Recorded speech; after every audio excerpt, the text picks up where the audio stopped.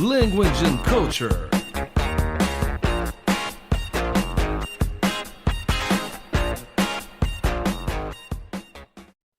Salve, amantes da língua inglesa! Aqui é Carlos Augusto Monteiro, começando mais um episódio do Language and Culture.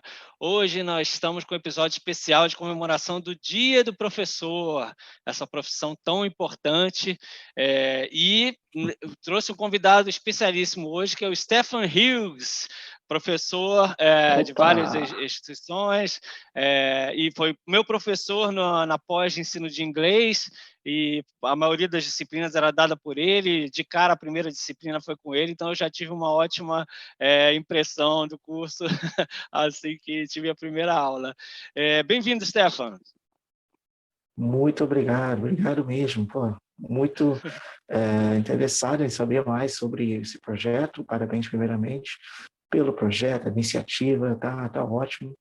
E foi um prazer. Acho que você falou, né? Que bom que você fica com essa impressão muito boa do curso, das aulas, que realmente pôde aproveitar bastante, né? Então, que bom, estamos Isso. aqui. Legal, Stefan. O Stefan, que ele é natural de Trinidade e Tobago, então, assim, Isso. lá a língua inglesa é a língua oficial, né? E Uhum. eu queria que você contasse um pouco de novo como é que foi que você aprendeu português, que foi desde lá, né? Você já sabe desde que você morava lá, né? Você está há cerca de 20 anos aqui no Sim. Brasil já, né? Isso. São 25 anos, né, no Brasil.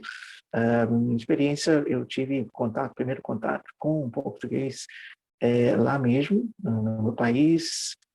Na época, estava cursando, que seria línguas gerais, né? A gente já fala lá, né? Arts and General Studies, que seria mais como humanidades ou letras aqui. E já fazia francês, espanhol, fazia tradução desses dois idiomas. E depois, um tempo, conversando com professores, com um professor que, desde a época do colégio, né, já era professor lá, falando um pouco sobre geopolítica, sobre as questões, carreira. E ele fala, pô, por que você não aprende português? Porque ninguém estuda esse idioma, mais um idioma. O Brasil, na época, muita gente já está falando, ou falava no Brasil como um país do futuro, um país que realmente ia a economia bombar, vamos dizer assim, e olhando para frente, por que não? Né? E, na época, já começava um projeto de português na faculdade lá. Então, umas aulas mesmo, como se fosse um curso de extensão.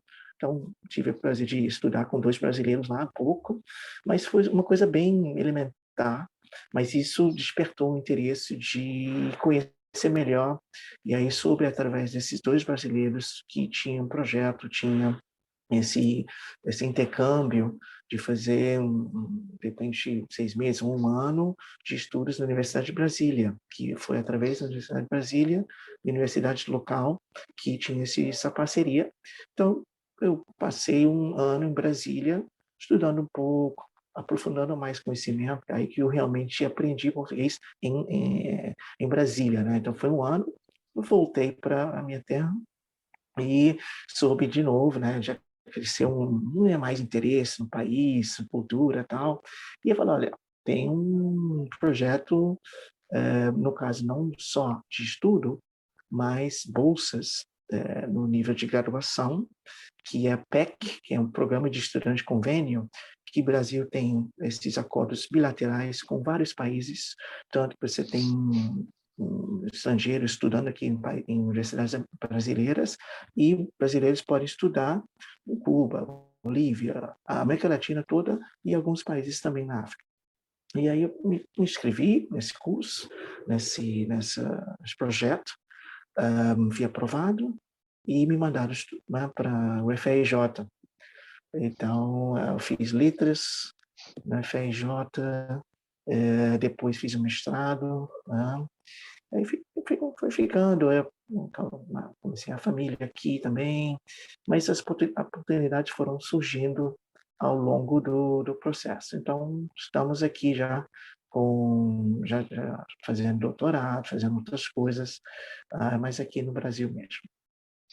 Ah, que legal. Acabou que você criou uma profissão, você fez a profissão aqui no Brasil mesmo, né? Acabou tendo a Sim, oportunidade aqui de ser professor, né? uhum, E você exato, está exato. fazendo doutorado na PUC agora, não é? Esse, no momento, fazendo doutorado na PUC São Paulo, em linguística aplicada, voltar para a área chama de linguística de corpus, né? Então, uma Uhum. análise de língua em uso, que a gente fala, justamente pegando meu foco é a rede social, mais especificamente o uso do Twitter, né? Ah, Então, todo o meu trabalho com as ferramentas educacionais, ferramentas de tecnologia, as novas tecnologias, que é uma das matérias que eu leciono na pós-graduação, foi, eu poderia dizer que o conhecimento que eu adquiri foi graças ao Twitter também, os contatos que eu fiz através do Twitter. Twitter serviu como um portal para mim, para saber mais o que está acontecendo, me inteirar de vários de movimentos, conceitos e práticas, não só aqui no Brasil, mas no mundo inteiro. Então, isso foi muito interessante para mim. é, porque você tem um foco muito grande nas disciplinas da parte de tecnologia. A gente que quando acompanha seu Instagram, as redes sociais, vê que Sim, realmente é uma área que você dá muita ênfase, né? E até pela essa questão do professor hoje em dia ser um facilitador do uso dessas ferramentas, né? Então, se você puder falar um pouquinho sobre esse seu exatamente. perfil. Ah, sim, é facilitador mesmo, né? Acho que a palavra é sempre isso, facilitar, promover, quando possível, essa disrupção, né? Disruption, que a gente fala, né? Então, tem que ser uma educação mais disruptiva, onde o aluno pode ter esse protagonismo, né? E a preocupação maior sempre do professor é, poxa, como que eu vou dominar essas ferramentas? Como eu posso dar uma aula que possa engajar? Então, dos principais, acho que a preocupação maior sempre do professor é engajamento através dessas ferramentas, através dos aplicativos, uma vez que isso através desses aparelhos, desses recursos, que o aluno se comunica com o mundo. Né? Então, não adianta falar, não vou usar, não vou usar, não pode usar a sala de aula. É uma questão de como usar, né? Questão de porquê, mas o como, também entender o porquê e olhar de forma mais crítica, olha, vamos usar sim, mas qual o benefício? Como eu posso realmente aproveitar e promover um aprendizado com aprendizado, né, de bastante relevância para o aluno. Né? Então, ontem mesmo eu estava assistindo um webinário falando sobre um pouco do que os aprendizados, as lições que a gente ganhou, né, na pandemia, e o palestrante estava falando da questão de ser relevante. Então, inovador, ser um professor inovador é ser relevante. Eu achei bem interessante o bem real, acho que tem tudo a ver, porque quanto mais as tecnologias vão avançando, vão criando novidades, a gente fica até um pouco atordoado com tanta novidade. Então, as matérias que eu sempre busco falar com os professores são, primeira coisa, você não vai dominar tudo, não vai saber todos, e não tem problema, tenta realmente usar uma coisa orientada para o aluno ou a partir do aluno, né? A famosa user-generated. Então, pensar na experiência do aluno, que também se falando muito hoje no SX, que seria a experiência do aluno, Student Experience. Então, olha, o aluno está usando o celular mais, então, como que eu vou apresentar esse conteúdo que ele possa assistir, por exemplo, no YouTube? Ou um vídeo curtinho, um reel, né? Eu falo no Instagram, stories, como que eu posso aproveitar isso? Então, a gente sempre tem que pensar, e se não souber como, pergunta para o aluno mesmo, olha, você sabe fazer isso? Alguém pode me ajudar? Eu tive esse exemplo bem claro usando o aplicativo Among Us, é um jogo, né? Então, o objetivo é descobrir quem é o impostor. né, no meio de um grupo, você está numa missão espacial, você está parte da tripulação e eles recebem informações, mas aí não se sabe quem é. Então, através dessas conversas com o resto da tripulação, você descobre quem é o impostor, ou tenta descobrir. O impostor tem instruções para, sei lá, abortar, tentar abortar sua missão, fazendo o quê? De repente, eliminando alguém da equipe.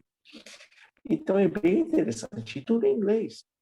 E aí, meus alunos do sexto ano, sétimo ano, falaram, olha, poxa, me mostra como que é isso aqui.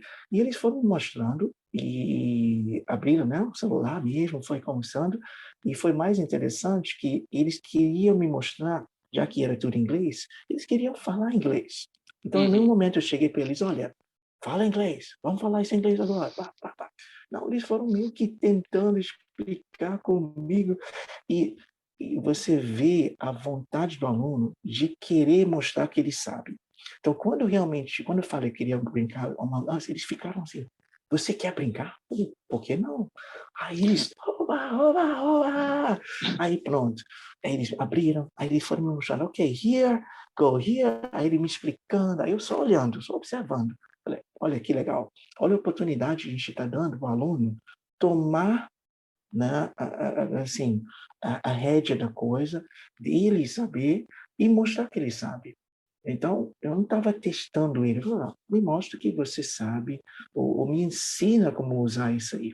Então, e foram alunos que normalmente ficavam quietinhos na sala, principalmente as meninas. Tinha uma menina, eu lembro, ela pegou, ela ficava sem lá atrás, na aula, chegou para frente, mudou de lugar, veio sentar do meu lado após essa aula, toda vez que eu chego na sala, oh, ela quer me mostrar alguma coisa. Uhum. Olha só, é isso. Então, eu não sou expert, eu não tenho nada, eu nunca joguei Among Us, mas eles me mostraram e quando eu mostrei o interesse em saber mesmo o jogo, não, pô, vou usar isso para ensinar gramática, vou usar isso para dizer, foi uma coisa bem casual. Então, o interesse verdadeiro gera no aluno uma motivação, né, de contribuir. E aí mostra para ele que, olha, você também sabe, você tem coisas que você sabe, esse conhecimento eles têm, conhecimento prévio eles têm. Então, por que não aproveitar esse conhecimento? Então, é isso que a gente procura usar através dessas ferramentas que não são necessariamente educacionais. O TikTok não é educacional, mas o TikTok eles adoram. Por que não? Vamos lá. Então, 5 minutinhos. Aí eu uso, às vezes, TikTok como brain break, que chama, né? Brain break seria um momento de, né, relaxar um pouco. Você acabou de estudar, a cabeça está mil. Fizemos atividade? Ok. Então, como um prêmio, 5 minutos todo mundo, vamos ver. Aí eles me mostram um vídeo e a gente dança junto. Então, 5 minutinhos, mas eles sabem que tem um objetivo ali para, né, mudar.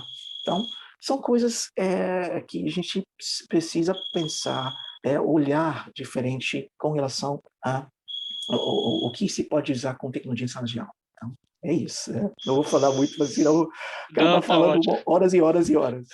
Não, mas é interessante porque você mostrou aí um exemplo de como está hoje o panorama do ensino de inglês, quais são Sim. as abordagens, né? Porque o ensino de inglês hoje Uhum. é muito mais isso, né? Você jogar uma situação real, jogar situações que Isso. interessam os alunos e trabalhar no inglês em cima disso, né? Isso. A Então, acho que partir por isso, disso, né?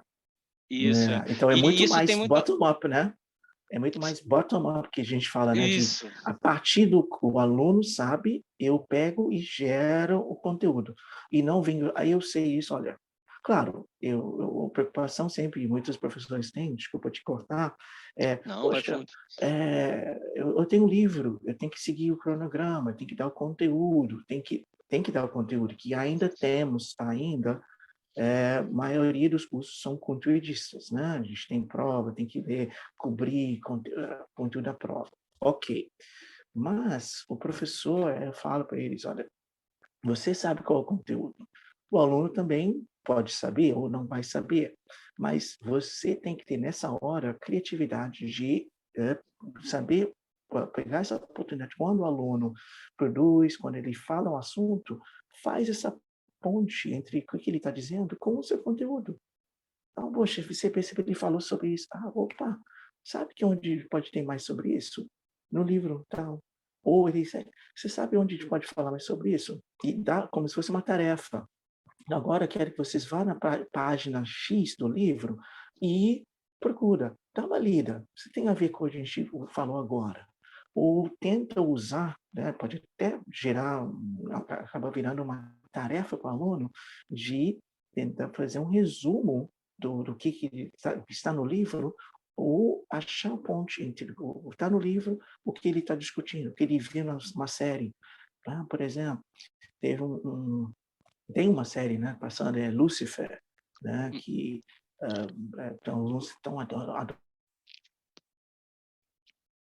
adorando, assiste e tal. E aí, justamente, no conteúdo que a gente estava cobrindo era tag questions. Né? E aí eu acabei vendo os episódios, eu vi que tinha vários tag questions no episódio. Eu falei, opa, olha só. Aí eu, né, como quem não quer nada, de forma bem, né, despretensiosa, olha, só ver um trechinho, aí pôr um trecho lá do Lucifer. Aí foi mostrando assim, poxa, você repara que ele está sempre repetindo, fazendo umas perguntas estranhas. Como que é essa pergunta? Eles foram me identificando. Pô, legal. Então, será que tem a ver que a gente tem um livro? Aí eles foram e voltaram para o livro para ver. Tal. Aí eles viram que tinha will you, have you, can't you, blá, blá, blá. E aí, inclusive, tinha momentos que alguns personagens usam, de fato, o tag, ou às vezes usam outras formas de confirmar. O que é o tag question? É a forma de você confirmar informação. Você é brasileira, não é? Você estuda aqui, não estuda? Tá. Mas às vezes ele não usa esse não estuda. Às vezes ele fala assim, não, certo? Em inglês seria right, esse right, no. Aí eles foram vendo outras formas de confirmar. Então, isso gera mais interesse. Então, é isso que a gente precisa fazer. Então, claro, tem conteúdo, mas a gente sabe qual é o conteúdo. Então, cabe a nós, professores, fazer essa ligação, fazer essa ponte, a transição do que ele está vendo no mundo real com o conteúdo.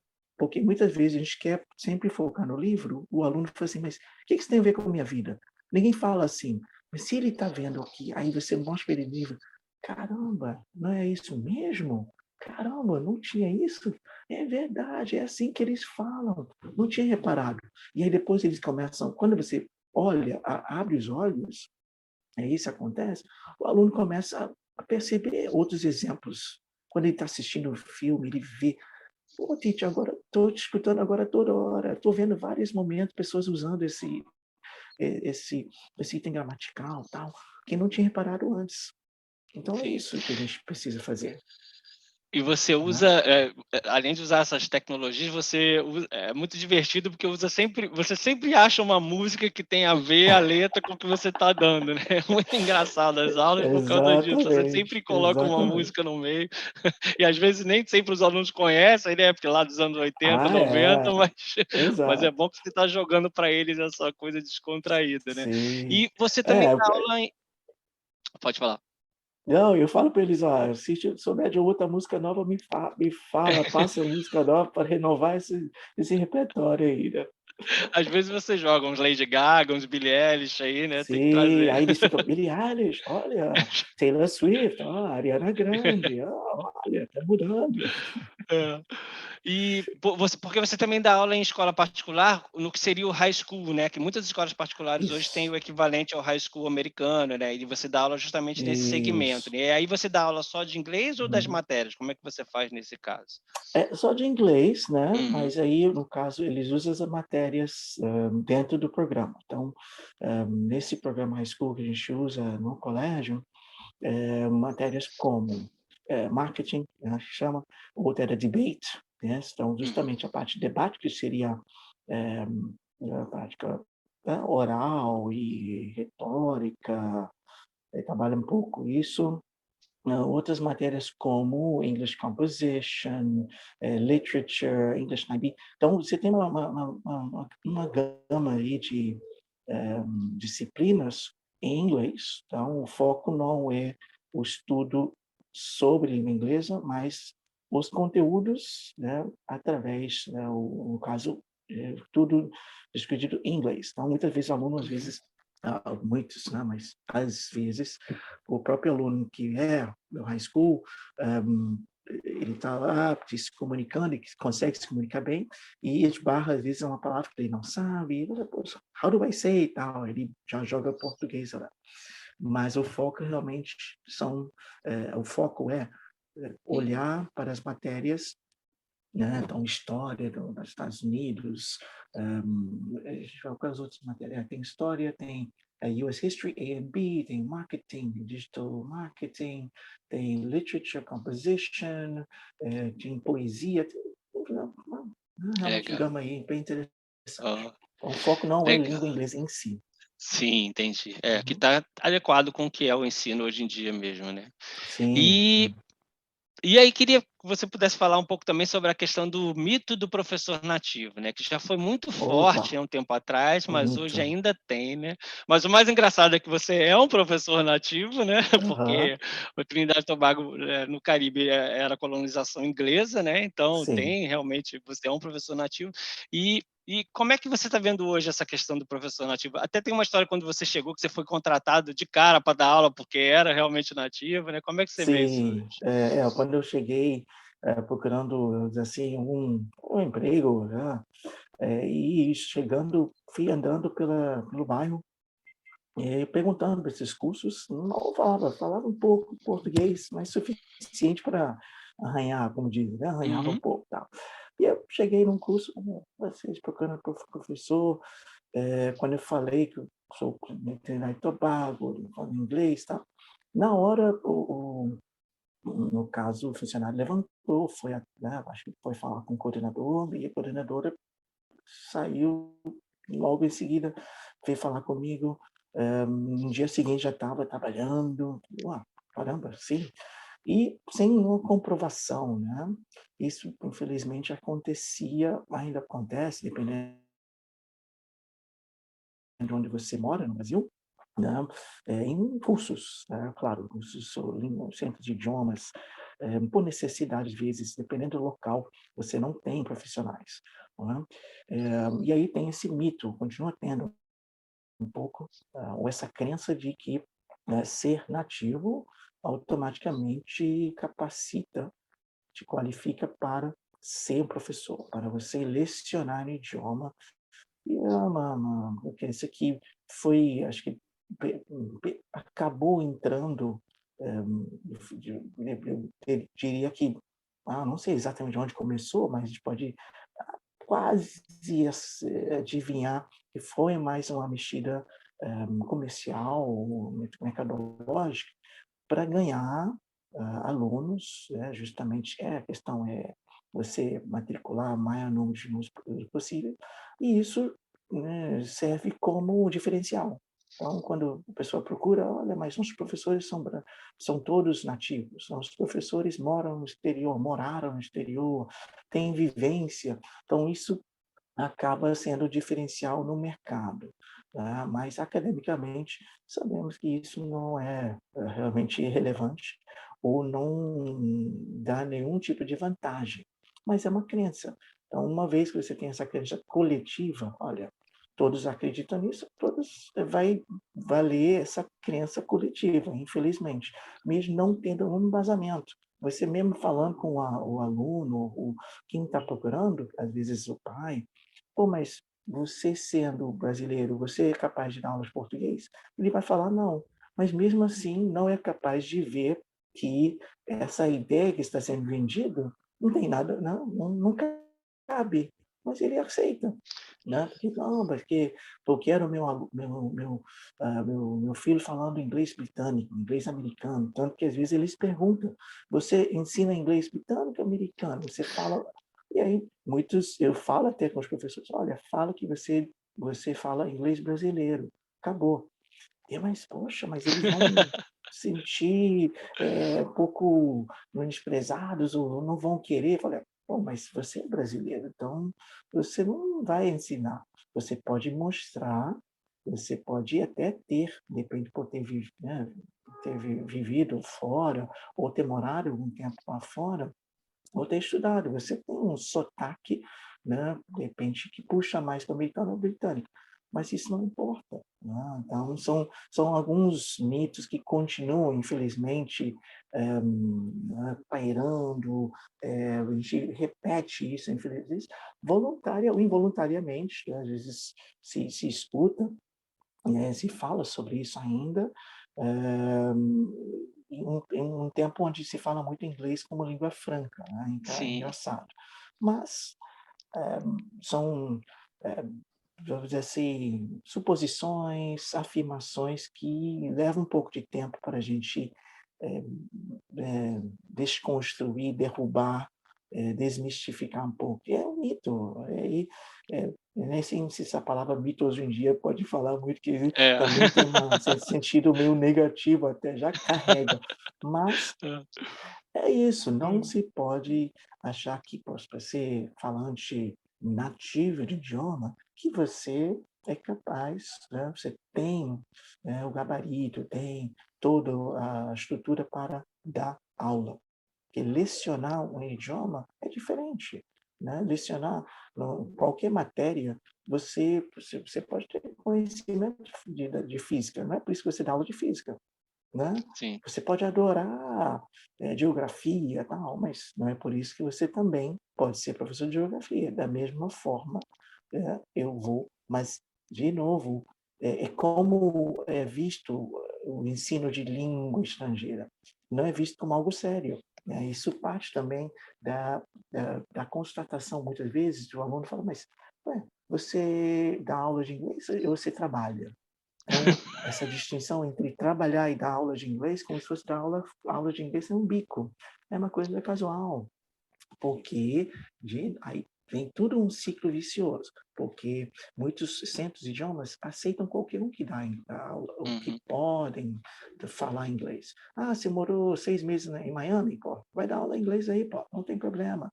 E trabalhando como garçom, atendendo um monte de latinos que só falava só espanhol, é, mas tudo bem, você pode dar aula, né. Então, o é centro de idioma verdade. aceita, e aí não só aceita, e isso desvaloriza totalmente nossa, vamos dizer assim, a categoria, porque se qualquer um pode dar aula, por que que paga um salário bom para esse professor? Ah, Sim, pago qualquer um, qualquer coisa, né. Então, ao mesmo tempo que a gente, enfrenta isso, depara com essa desvalorização, é por causa disso. Então, eu vejo como: dar aula não é trabalhar. Você só dá aula, chega lá, abre o livro, fala um pouquinho, dá o verbo to be, blá-blá-blá, escreve umas coisas no quadro, mostra um videozinho, dá uma música, é isso. O que preparo você precisa para isso? é, Que informação você precisa? Então não é visto como algo sério, como algo de fato que requer estudo, que requer investimento, e é uma formação contínua. Então, não sim, é visto como um médico, como um advogado, um arquiteto, poxa, o cara fica anos, pô, mas merecido, né? Pô, o cara tem que, o verdade. médico tem que receber R$ 300 por uma consulta. Agora o professor, pô, se R$ 20 por hora não tá bom, né? Poxa, por que que você está reclamando? Então, É, é isso, porque todo o olhar, o mindset em relação, né, até essa palavra virou também, é, moda hoje, né, mas a mentalidade dar aula é muito mais fácil e não é como dar aula de direito, ou dar aula de filosofia, história, é a mesma coisa. Dar aula de inglês, isso mesmo. Então, é desvalorizado o ensino de língua estrangeira. E aí resultado está no que a gente vê hoje. achei interessante essa comparação que você fez da pessoa que passa 6 meses lá como garçom, trabalhando Uhum, como garçom e servindo latino, né, que aí você citou isso, também o conceito do inglês como língua franca, que é o inglês sendo usado por não nativos, né, uhum, para se isso, comunicar. Pessoas cuja primeira língua não é o inglês, mas que usam o inglês para se comunicar, e o inglês, hoje em dia, também como uma língua global, né. isso, Então, como é que você vê exatamente. essas duas questões, né? Porque o brasileiro acaba podendo ensinar melhor para o brasileiro brasileiro do que outro povo, né? Porque ele sabe as deficiências da pessoa em falar aquela língua, né? Tem a ver a Sim, questão do sotaque. Então, e essa valorização hoje do sotaque também, né? Como é que você está vendo essa coisa é. do inglês como língua franca hoje? Ah, interessante, né? Porque você tem os dois lados, né? São pontos meio que divergentes, né? Às vezes convergem, às vezes divergem, né? Mas, então, até falando, citando um outro webinar que não participei, mas assisti recentemente com um autor chamado Ben Goldstein. Ele é autor de livros de língua, ensino de língua, ELT, é um autor bem conhecido, e ele fala muito sobre questão de labels, né, de etiquetas, de categorizações que a gente tem, né? Nosso mundo é sempre, a gente é sempre identificado, não somos definidos por tal. Nativo, não nativo, brasileiro, não brasileiro, formado, não formado. Sempre tem essas definições, a gente recebe isso, porque não estou reclamando, mas nossa sociedade é organizada dessa forma. Né? Então, inglês, como língua franca, inicialmente é visto como língua de comunicação, é uma ferramenta de comunicação. E aí, claro, você tem os dois lados, e infelizmente muita gente meio que, de certa forma, interpretou de forma errada, eu diria, ou usou a interpretação errada. É importante é comunicar. Então, não vou me preocupar com precisão, né, ou acuidade gramatical, né, aquela coisa de accuracy. Não vou me preocupar. Se eu estou falando errado, não tem problema, estou me comunicando. Não é bem isso. A gente vai continuar usando o idioma. E aí tem também diferença entre o que é um usuário de idioma e o que é um aprendiz. Porque se eu estou aprendendo, né, esse aprendizado é contínuo. Então, mas a gente confunde que a gente quer usar o idioma, mas também quer ter o mesmo resultado do aprender. E aí o aluno, poxa, será que eu consigo aprender inglês em 3 anos? Ou eu consigo ser fluente em 3 anos? Não é isso. Então, ver todo o processo como um produto final, que ao final de 6 anos eu vou estar bem, acabou, não preciso mais estudar. Não é assim, né? Mas se você está usando o idioma em determinado momento, eu preciso fazer uma viagem, eu preciso prestar um concurso, então eu vou lá estudar para, né? Me preparar para tal curso, saber o que é preciso de conhecimento da língua inglesa para passar aquela prova. Mas de repente não estou aprendendo, estou estudando língua inglesa. Mas eu estou lá como usuário, porque tem um objetivo específico.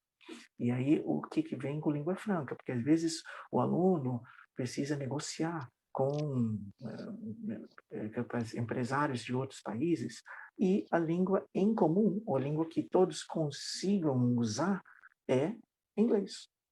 Então, ele vai lá, tenta comunicar para estabelecer contato, para fechar negócios dentro desse aspecto. Mas é bem, realmente, muito diferente que a gente acha, poxa, você, você falar inglês e estudar, né? Você realmente aprofundar os conhecimentos, debruçar sobre gramática, sobre os tempos verbais, entender como a língua funciona, e aí aprofundar ao tal ponto de você ler livros em língua inglesa. Porque eu participar, usar, sei lá, usar um jogo, um game online, uma vez entendendo os comandos, saber isso significa aquilo, eu estou fluente dentro do jogo. E aí chegar até Mas o ponto de esse aperfeiçoar. inglês que eu tenho, né? Desculpa, Esse chegar até o aperfeiçoar, ponto né? chegar até o ponto de Uhum. aperfeiçoar a pronúncia também, né, não deixar a pronúncia Sim, ficar ruim só dentro. porque é para comunicar, né. Não Não, vai falar de qualquer não jeito por causa exatamente. disso, né. Não vai de qualquer É, jeito. Mas dentro daquele ambiente do game, eu estou ótimo, sim. estou proficiente. Mas, de repente, esse conhecimento que eu tenho por causa do game, talvez não me satisfaça ou não me ajude a levar isso a, de repente, performar dentro de uma entrevista de emprego. Ou, por exemplo, os próprios alunos, adolescentes, me dizem, mas, poxa, eu vejo séries, escuto música, tá, meu inglês está ótimo, tá. Mas esse inglês suficiente para você escrever uma carta de aceite aceite mensagem de inscrição, application letter, né, que te fala nos Estados Unidos, onde eu Uhum. preciso falar quais são os meus objetivos, por que que aquela universidade tem que me aceitar. A começar que todo o processo é diferente, né, porque eu tenho que mandar uma carta para a universidade dizendo: "Poxa, vocês devem me aceitar por causa das minhas qualidades". Isso não existe aqui no Brasil. Então é totalmente diferente, e aí você tem que pensar: "Mas como assim? Eu tenho que convencer a universidade a me aceitar? Não basta fazer uma prova, tirar nota no Enem. Não basta Hã. fazer isso. Eu posso ter as melhores notas, mas a universidade precisa saber que esse cidadão que eles vão aceitar, ele tem vamos dizer assim, segue valores que estão de acordo, que vão de encontro aos valores que a universidade tem, né. Então eles precisam Sim. entender isso. E aí você precisa botar isso em inglês. Poxa, mas o inglês que eu tenho no game não vai ser suficiente. Então, é diferente. Eu tenho que atuar em várias frentes. Então, hoje em dia, usar o inglês é usar em diversos meios, né. Então, eu posso ser, às vezes, fluente ou proficiente em determinado meio, mas saindo daquele meio, poxa, não consigo pegar bem, ou se eu for fazer uma prova, tem o listening que está muito acima do que eu sou capaz, mas dentro daquele, né, no caso, objetivo, eu preciso ver se o inglês que eu tenho vai ser suficiente para eu realmente atuar, vai me capacitar o suficiente ao ponto de ser, vamos dizer assim, aprovado, ou de ter sucesso, êxito dentro daquela situação comunicativa. Então são coisas bem distintas. Ia te pedir para você abordar um pouco mais essa questão do sotaque como identidade, né, que é bem interessante Aham. também.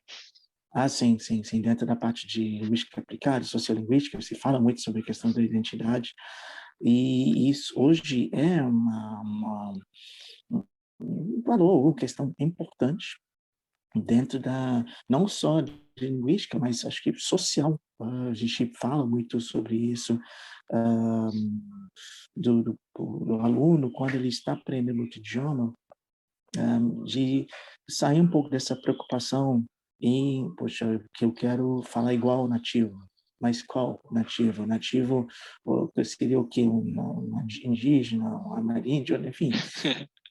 Vão vários conceitos, de novo, a questão do label, né, da etiqueta. Então o sotaque, ele mostra sua história, um pouco de quem você é, ah, e é uma soma de histórias, soma de experiências.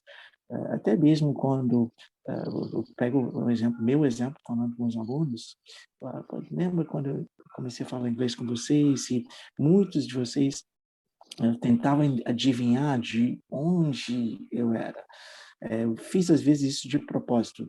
Começava a aula, não falava que, não sou brasileiro, porque eu pareço, né, um pouco a questão das feições e característica, fisicamente pareço brasileiro, então eu poderia passar. Então eu chegava a começar, quando eu entrava na sala, ninguém achava que ele era o professor pelo nome, né, Stefan, Arthur, Solomon. Então, muitos falam assim: "Poxa, eu achava que era um homem branco, olhos azuis", eles, né, descreviam outra pessoa. Então você vê como questão de identidade, referências acabam, né, nos direcionando ou, né, tendenciando um pouco, o nosso olhar para as coisas. Então, muitas vezes eu não falava sobre, ser, nativo, e eu começava a aula, falava inglês, e muitos depois, né, intervalo, eu lembro que tinha um aluno que chegava para mim quando as aulas eram presenciais ainda, falando assim: "Poxa, mas o professor, o senhor morou fora?" Morei, né, assim, É. não falando, né, mas brincando, falei: "Morei. Poxa, que seu inglês maravilhoso. Você, poxa, você como quanto tempo?"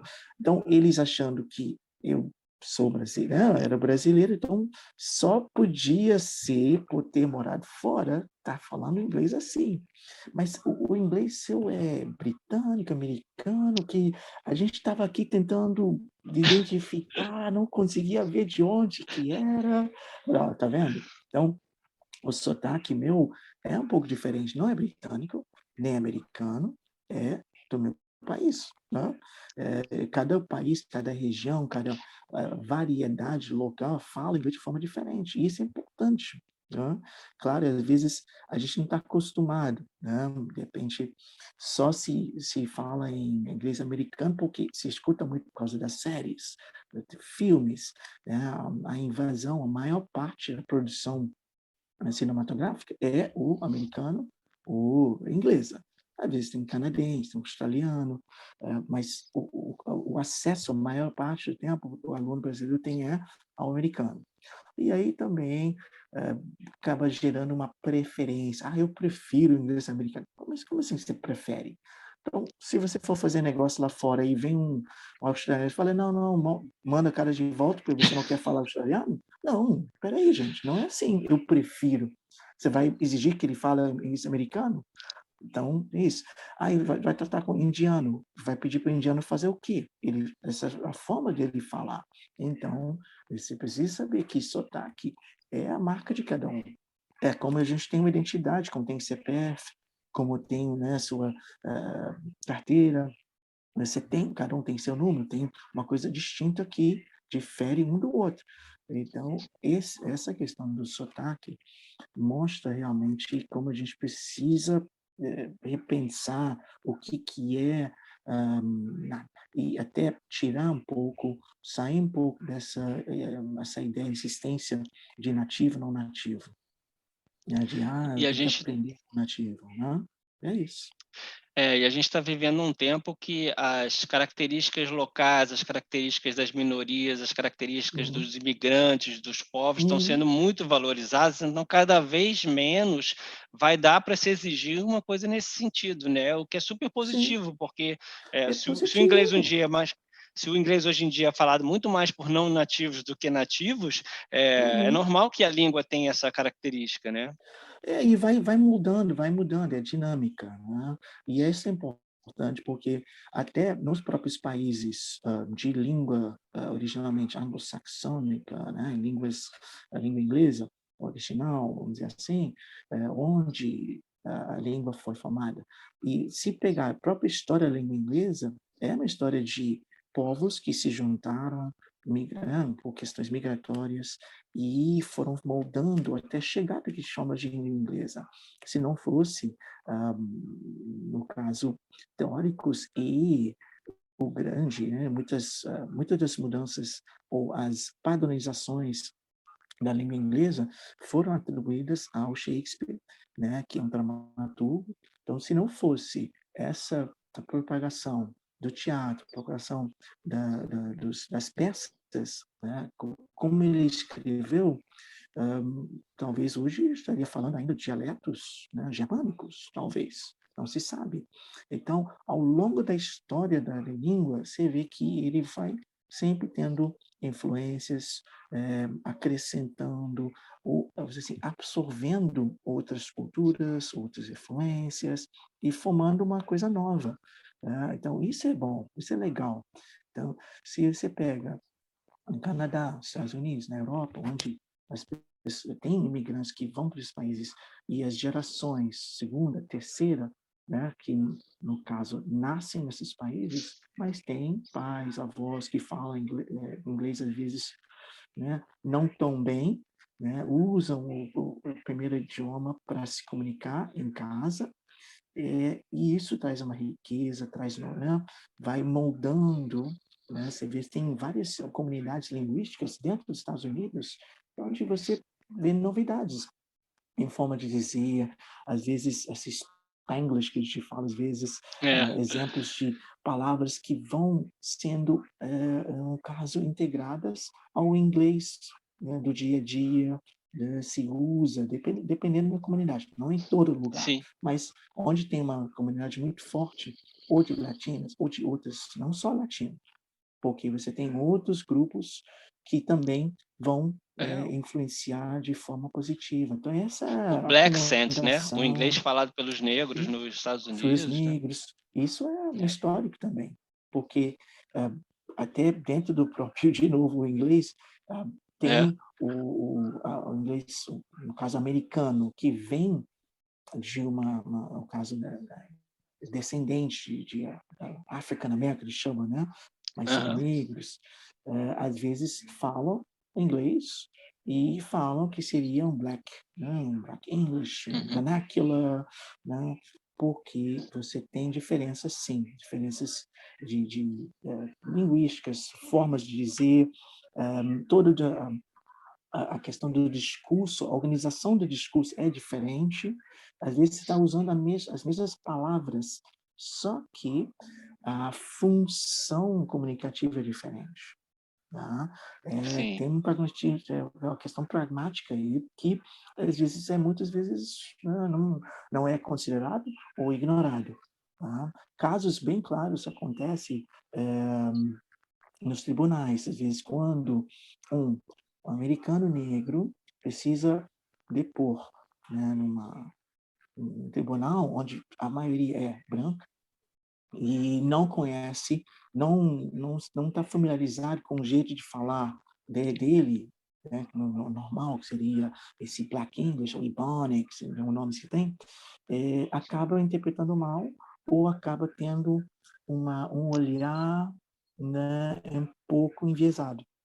Né? E às vezes teve casos mesmo de acusação, né? O caso a equipe, né, da defesa usar isso como argumento. Poxa, mas como que a gente pode confiar, né, no depoimento de um negro que a gente nem consegue entender o que ele está dizendo? Será que é isso mesmo? Então, colocava em xeque, né, a capacidade desse negro ser, né, testemunho, e muitas vezes acabou, né, o tribunal acabou aceitando esse argumento e julgamento Nossa. favoreceu, né, quem não deveria ter sido favorecido. Caramba. Então, você vê como isso impacta no dia a dia das pessoas. Né? Essa questão de sotaque, de É, forma de falar, de variedade linguística. É isso. sim. E como a gente ainda tem a Né? avançar nisso, né? Para lidar com essas Poxa, diferenças, muito. né? Né? Lidar com essas diferenças que a gente acha que a gente está entendendo, não, às vezes não entende, né? Então, precisa realmente, por isso é importante ter essa noção e não tomar como uma presunção, todos falam inglês, ou É. só pode ter esse sotaque, né? E até mesmo você fala, inglês americano é um padrão. Da mesma forma, inglês, português brasileiro, quando se fala em português, quem está aprendendo português, que vem de fora, ele está aprendendo português padronizado dentro de uma norma, muitas vezes de acordo com a norma carioca, que foi estabelecido como padrão. Quem aprende francês segue o padrão de Paris, mas sai de Uhum. Paris. Você às vezes não consegue entender nada do que a pessoa está falando. Se você sai dos grandes centros dos Estados Unidos, Los Angeles, Nova York, tal, você vai lá para Wyoming, você não entende nada. Você fica assim, gente, que isso? Não estou entendendo Uhum. nada. Se não é inglês, é inglês sim. Você vai para o Uhum. sul, vai para Mississippi, né? Não entende nada. Você fica assim, boiando. Então, é isso. É É. adequação, acomodação daquele momento de você ajustar o ouvido e entender, tentar estabelecer uma comunicação mesmo que facilite o significado, que facilite a mensagem um para o outro. Né? Que a mensagem aqui é o importante nesse caso, né? Sim, a mensagem, E se é, você está dizendo isso ou não, né? Eu não tenho, eu tenho que é. saber. É importante isso. E, bom, Stefano, a gente falou de como a tecnologia está impactando, falou de todas essas variáveis do inglês, falou da questão Uhum, do professor nativo ou não nativo, falou de formação. Como é que você está vendo uhum. assim a tua profissão? O que é ser professor hoje? Como é que você está encarando Poxa, essa? olha, o que é ser professor hoje, né? Eu diria, claro, a gente tem que não, claro, mas podemos adotar uma linha mais de militância, né? Pô, ser professor hoje é a resistência. De fato, né? Porque ser professor, você tem que militar todo dia em relação a essas crenças, essas ideias, essas ah, pressuposições, né? De valores que estão meio que inculcados, a gente nem percebe. Então, ser professor, não só de inglês, ser professor é questionar o tempo todo, olhar mesmo com um olhar sempre um pouco desconfiado de, poxa, mas será que é isso mesmo?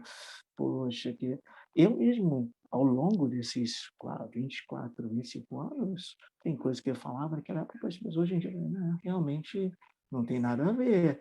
Que bom, né, que a gente pode ir mudando e vendo de forma diferente, né? Hoje, no início, há 10, 15 anos atrás, falava muito em o aluno como cliente, e isso gerava uma resistência, né, de muitos professores. Pô, mas aluno é cliente, aluno é aluno, tá? Ok, entendo, e a gente tem que entender, claro, não olhar de forma mercadológica, não olhar, poxa, cliente, porque eu tenho que satisfazer o que o cliente quer. Não. Ele é cliente no sentido, é, eu preciso, né, entregar algo que foi prometido a ele, né? Mas também esse não é um contrato. Então tem deveres e responsabilidades. Então o aluno não é só chegar, poxa, me ensina aí, me fala que eu estou indo bem, me dá uma nota, cara. Não, é um contrato de parceria entre o aluno e o professor. Então é isso. Hoje em dia, ser professor mesmo é ter a ideia, você tem que ter suas convicções, lutar pelas convicções, ser aberto também ao aluno, acho que cada vez mais dar chance para o aluno falar. Tá? Então, ao invés de você chegar já com tudo pronto, eu sempre, isso também gera uma insegurança muito grande para o professor, mas eu preciso planejar tudo, claro. Não estou dizendo que não tem que planejar. Planejar é ótimo, tem, mas eu tenho que deixar aberto para ouvir o que o aluno tem que me dizer, né? Então, é aquela, assim, aquele ditado, ou aquela, não qual a palavra é, mas a gente pode usar como teach the student, not the lesson. Então, é ensinar o aluno. Então, eu tenho uma aula para dar, sim, mas o que o aluno o que ele pode trazer e pode contribuir, que eu possa aproveitar. Né? Então, um exemplo claro, hoje se fala muito em aprendizagem socioemocional, né, que é uma área que está crescendo com a área das tecnologias e, claro, também, quase que coincidentemente, com o retorno às aulas presenciais, dentro no momento da pandemia, se percebeu, né, como é importante o aspecto socioemocional, o aspecto afetivo, um processo psicológico, emocional, afetivo. É por isso, às vezes, se o aluno não gostar, se ele não achar, se identificar com o professor, às vezes atrapalha. Né? Uhum. Tudo bem, o aluno aprende apesar do professor, se ele quiser. Mas, se ele puder estabelecer um contato, né, ter conexão, poxa, me identifico com aquele professor me motiva. Isso é ótimo, que gera realmente o combustível, né? Cria um combustível, o aluno fica assim, agora sim, agora eu vou aprender, porque meu pai, eu adoro meu professor, eu fico animado só para abrir nessa aula, estudar com ele. Então, isso gera um entusiasmo. Quem não gosta, né? Claro, né? Não é só no ensino. Se eu sou atleta, eu quero um técnico com quem eu me identifico, Sim. né? Eu Claro adorei. que é isso. Pode falar. Não, eu ia dizer que eu adorei essas duas definições. É um ato de Uhum. resistência e é combustível, né? Então, com essas duas Sim, características, a gente vê que a profissão ela é cada vez mais importante, cada vez mais necessária, e a gente exato. tendo aí você para dar esse testemunho, que é um professor nativo, mas um professor que se profissionalizou e tem muitos e muitos Uhum. anos de profissionalização, agora um doutorado, então eu acho que o pessoal só tem os alunos só têm a se beneficiar, né, de toda essa experiência e todo essa alinhamento com o que está sendo ensinado hoje, né. Então, queria Aham. pedir também que você apresentasse como é que você as suas redes sociais, como é que você aparece, onde é que as pessoas podem te encontrar, se quiser ter aula Aham. também, né, então, para a gente poder chegar ao nosso encerramento. Ah, foi bom, foi bom. Realmente que senão a gente vai falar a manhã inteira.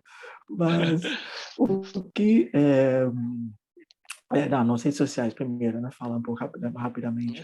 Eu estou, assim, no Facebook como Stefan Hughes, né, primeiro último nome, tá, e Stefan com PH, Hughes, Hughs, muitas vezes é difícil de achar e soletrar até pronunciar, mas não tem problema.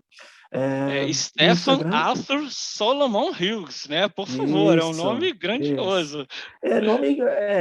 Acho que minha É. mãe estava bem empolgada no dia, né? Tava com muita inspiração. E aí tem isso, no Instagram, tá como The Roving Reporter. Se você que puder, de repente, na descrição botar depois, eu passo para Vamos você colocar assim, direitinho os é. nomes, Uhum, sim. tá?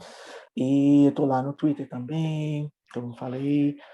Então, eu tento usar todas as redes sociais de forma a conectar com outras pessoas, aprender e trocar informações. Então, estou lá no Instagram, estou até no TikTok também, estou fazendo algumas brincadeiras por lá. Tem No o YouTube, blog, você ainda escreve no blog, da blog, né? sim, sim, da blog é um projeto, não projeto, mas sempre que, acho que comecei em 2009, se não me engano, então eu sempre gostei de postar umas coisas lá e eu vou colocando ideias. Vamos ver se esse blog continua com ideias sobre ensino. Eu falo sempre sobre coisas de tecnologia, sobre coisas de sala de aula, sobre o É. professor, o que é ser professor, motivação para o professor.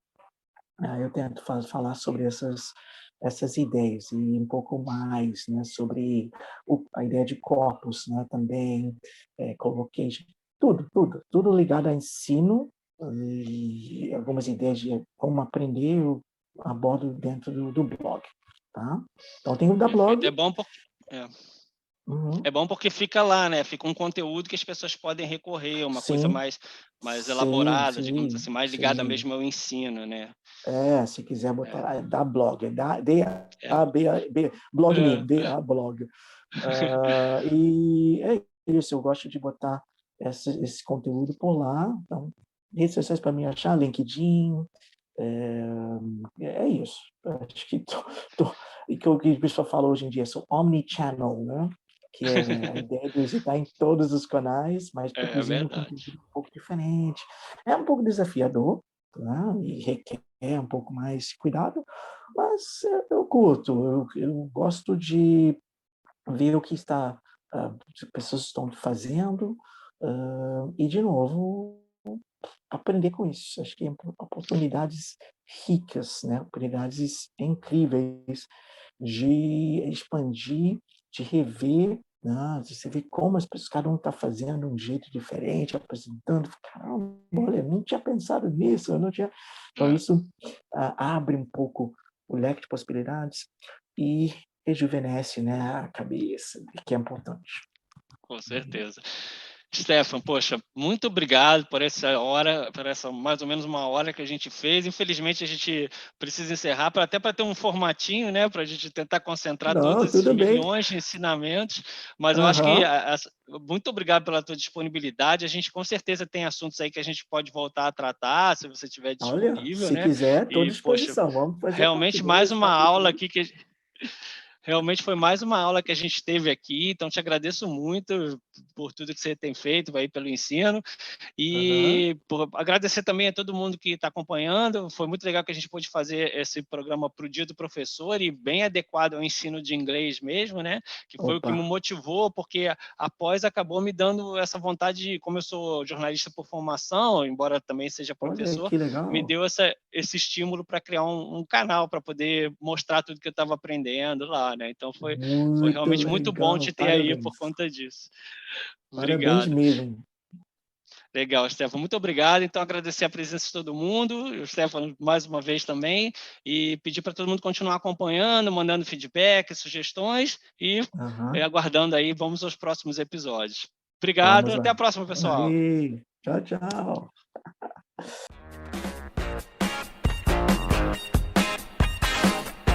Language and Culture.